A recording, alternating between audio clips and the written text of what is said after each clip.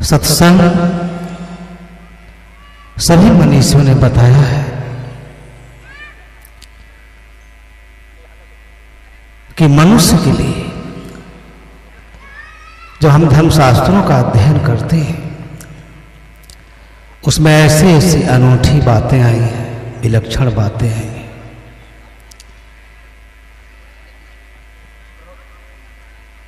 सत्संग साधु संगश्च विचारो च समस्त था एतेव भवाम्भोधाओ पायास्तरणे नड़ा।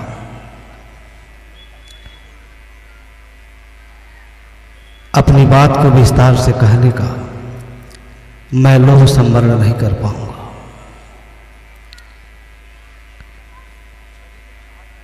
लेकिन आध्यात्मिक उन्नति ही मानव जीवन का अंतिम लक्ष्य है और इसकी उपलब्धि सत्संग के बिना असंभव है।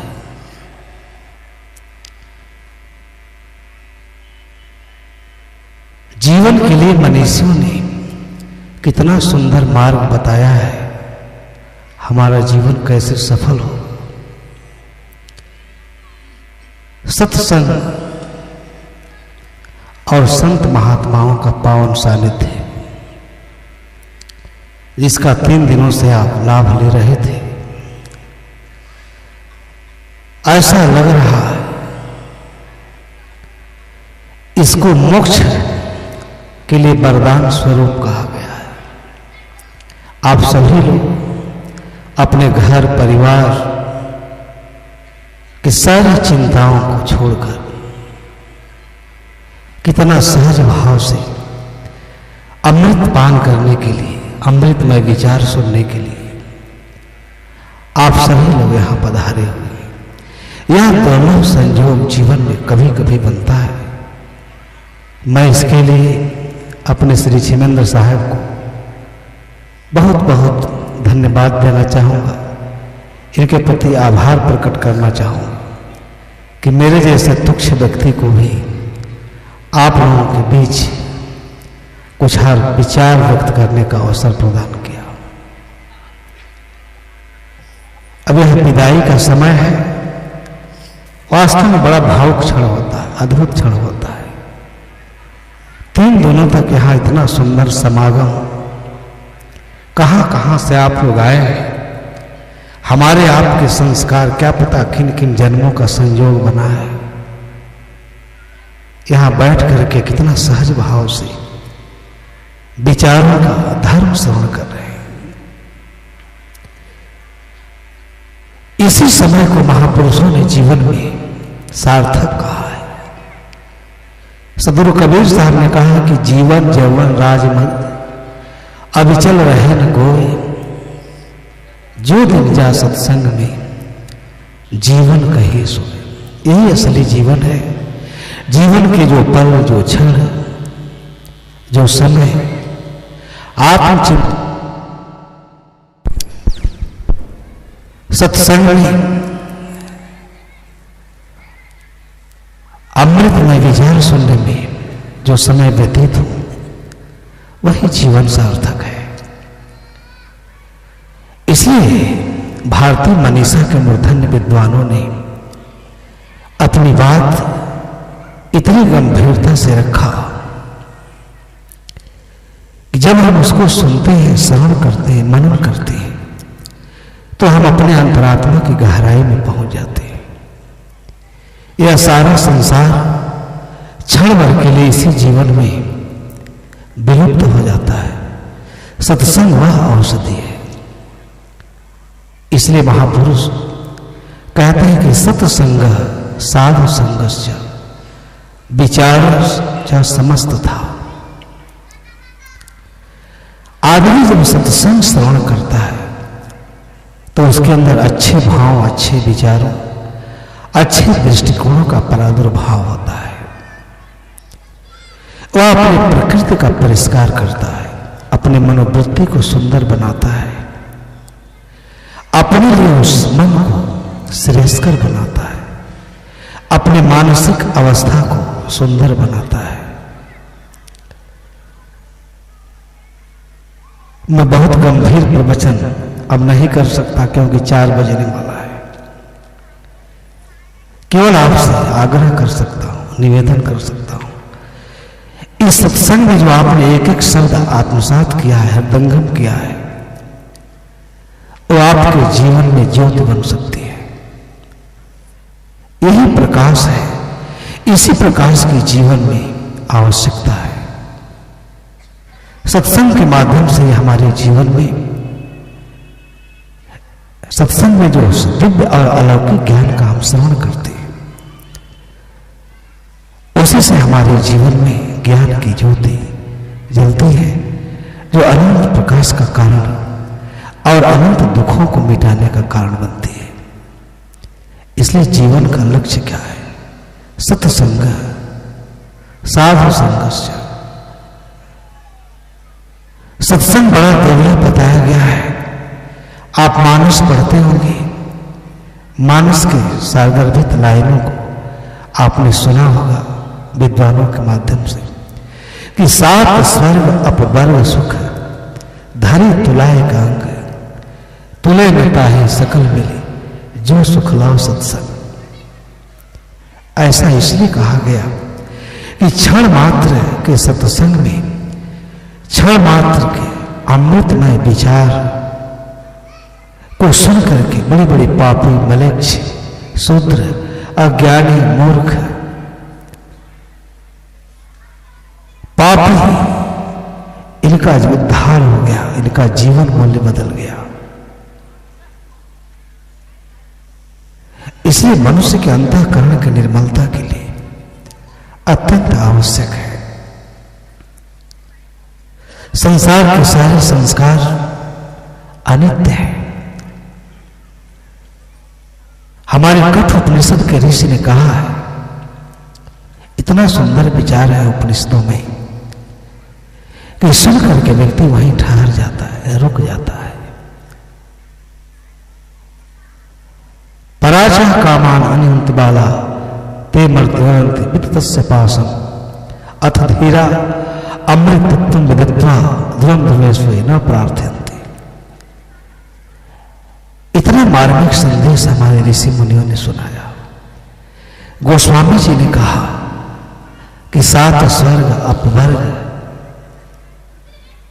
आप कल्पना कर सकते हैं कि जब अनुभूतिशील विचार से अनुप्रेरित और अनुप्राणित हुए गोस्वामी जी, तब उनके मस्तिष्क में ये पावन विचार उमड़ पड़ा। 7 स्वर्ग, जिस स्वर्ग की कल्पना को सुन करके हमारा मन विमुक्त हो जाता है, वहां जाने के लिए हम लालायित हो उठते हैं। गोस्वामी जी ने कहा कि सत्संग की धारा में, सत्संग के क्षण में जब हमारे सारे विचारों का अंत हो जाए, विचार प्रवाह जहां रुक जाए, वहां स्वर्ग का भी कोई मूल्य नहीं है। अपवर्ग, मोक्ष, मोक्ष अपवर्ग का अर्थ मोक्ष ही होता है। ये गोस्वामी जी कहते हैं वह मोक्ष भी। 7 स्वर्ग पर धारी तुला एक, इस सारे सुखों को अगर एक तुला पर रखा जाए तो ये सब मिल करके भी जो क्षण मात्र के सत्संग में प्राणी को आत्यंतिक सुख की अनुभूति होती है। ऐसा क्यों कहा सज्जनों? यही एक ऐसा अवसर है जब व्यथित और पीड़ित प्राणी भी, दुखी प्राणी भी, सांसारिकता के बोझ तले जिसकी आत्मा कुचल गई, माया मोह में लिप्त व्यक्ति भी क्षण मात्र के अगर बैठता है तो उसका मन, मस्तिष्क, हृदय सब निष्कलुष हो जाता है। उसके मन के सारे भाव, बुरे विचार, बुरे भाव, इस समय आप उन्मुक्त अवस्था में बैठे हैं, केवल विचार सुन रहे हैं। यही एक ऐसा समय है जब आपका मन शायद भौतिकता में न रमा हो, भौतिकता के बारे में, भौतिक जगत के बारे में, भौतिक प्राणी पदार्थों के बारे में न सोच रहा हो। एक क्षण भी यह मन खाली नहीं होता। लेकिन जब सत्संग में आप बैठते हैं तो संसार को आप जहां रहता वहीं छोड़ देते हैं। इसलिए गोस्वामी जी की लाइन कितनी मार्मिक है, विचारणीय है। तुले ताही सकल मिल जो सुख लो सत्संग। सत्संग क्या है? आवागमन की जो सरणी है, उस सरणी के उपशमन के लिए, विनाश के लिए, उसके अंत के लिए यह महा औषधि है। अन्यत्र भी मानस में कहीं कहीं ऐसे मर्मस्पर्शी विचार आए हैं कि आदमी उसे सुनकर अगर हृदय में धारण करे तो क्षण भर में ही वो एक अद्भुत विषय के रस में सराबोर हो जाता है। इसलिए गोस्वामी जी ने इस अवस्था परिस्थिति का कितना सुंदर वर्णन किया है अपने चिंतन में। पुण्य पुण्य बिना मिलहि न संता, सतसंगति संसृति करन। इतना कारुणिक लाइन है। आवागमन का जो महादुख है,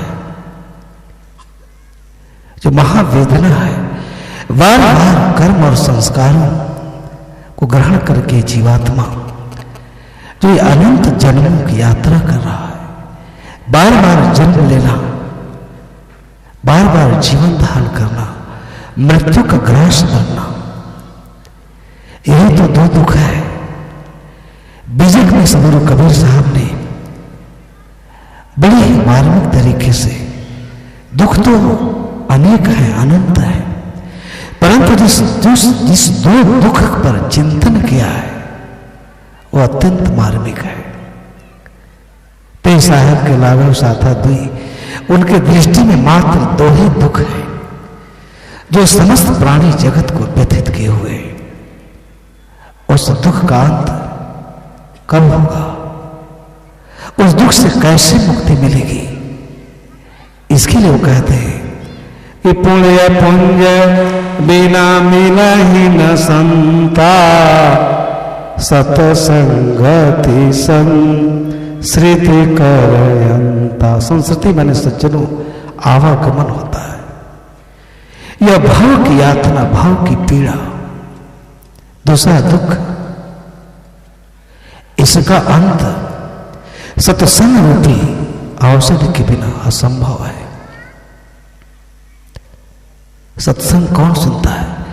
सत्संग सुनने के लिए पहले हमको तैयार करना पड़ता है। सत्संग को इतना सरल विषय मत समझ लीजिएगा। अगर ये संसार सत्संग सुना होता और तद अनुरूप अपने जीवन को सांचे में ढाला होता, यह पृथ्वी स्वर्ग बन गई होती।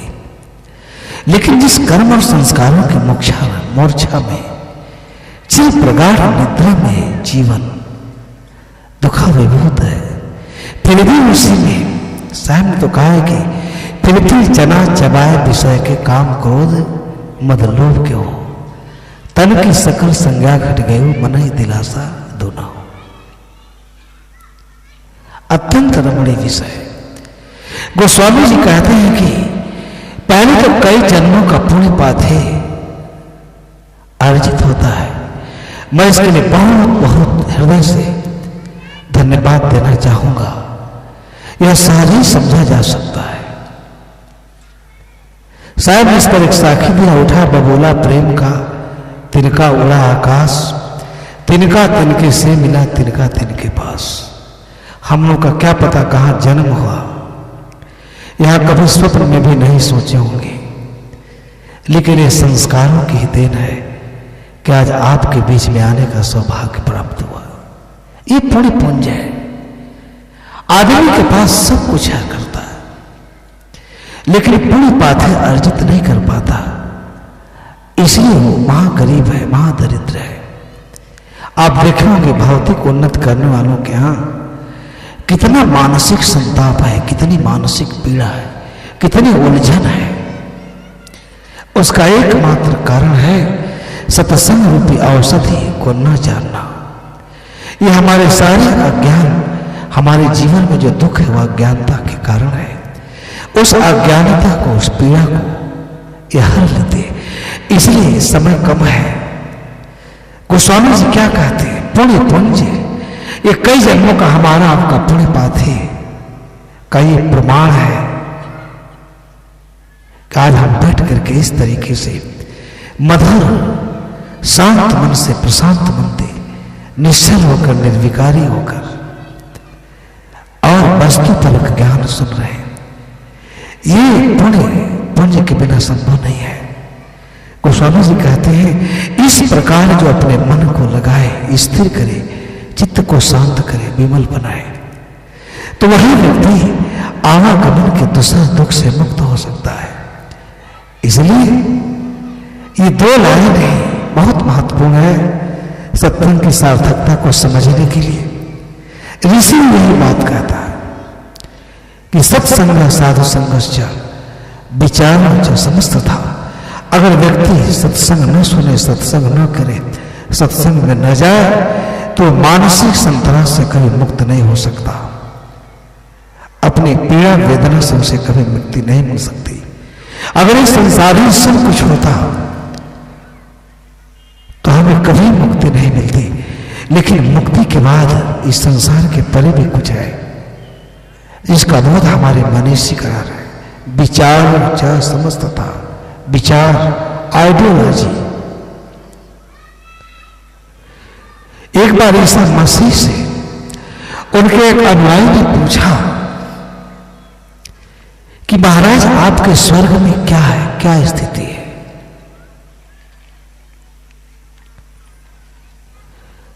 बड़ी जिज्ञासा भाव से पूछा, बड़ी उत्कंठा थी, अभिलाषा थी।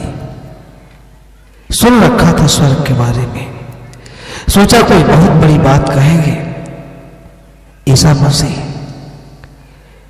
कि वहां कल्प वृक्ष है, भूख नहीं लगती, प्यास नहीं लगती, सुख ही सुख है, शराब की बोतलें हैं, अप्सराएं हैं।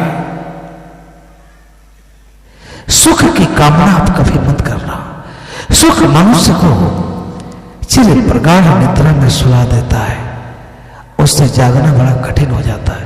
ये जागृत अवस्था है। जागरण के लिए अगर आज हम नहीं जगे तो हमारा आवागमन का मार्ग बहुत लंबा हो जाएगा।